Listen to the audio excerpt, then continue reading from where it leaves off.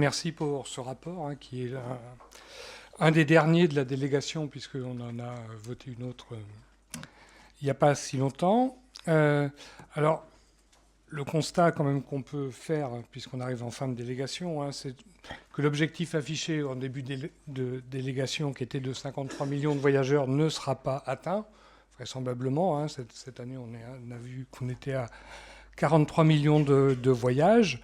Alors bien sûr, hein, il y a eu la crise Covid entre-temps, hein, je n'en disconviens pas, mais néanmoins, on pouvait espérer que la mise en service, même tardive, hein, du nouveau tramway donne un vrai coup d'accélérateur.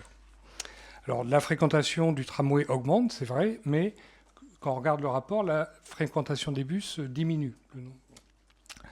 Alors ce qui laisse penser qu'une partie, hein, des nouveaux trajets en tram ne viennent pas de nouveaux usagers, mais d'un report entre le bus et le tramway. Alors ce qui est intéressant aussi dans ce rapport, hein, c'est de voir la hausse importante, mais c'est un peu normal puisque c'est quelque chose de nouveau, des voyages sur les lignes express. Mais par contre, ce qui est choquant de constater, c'est que ça ne représente encore que 2,4% des déplacements. Hein, ça montre qu'il faut vraisemblablement aller beaucoup plus loin pour renforcer ce type de ligne, hein, développer des bus express par exemple en site propre, créer des voies réservées, assurer une priorisation de ces bus à tous les carrefours.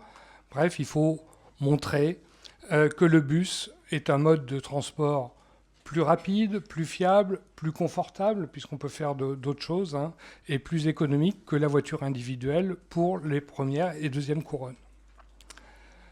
Et tout ça, évidemment, hein, c'est aussi pour le problème de la décarbonation, hein, puisque on peut rappeler quand même que depuis 2014, les émissions liées au transport dans l'agglomération n'ont baissé que de moins de 5%. C'est ce qui veut dire que c'est moins que la baisse tendancielle du parc automobile, hein, puisque les voitures s'améliorant au fur et à mesure du temps. Là, il y a une baisse automatique des émissions de gaz à effet de serre. L'année dernière, la baisse a été seulement de 0,6%.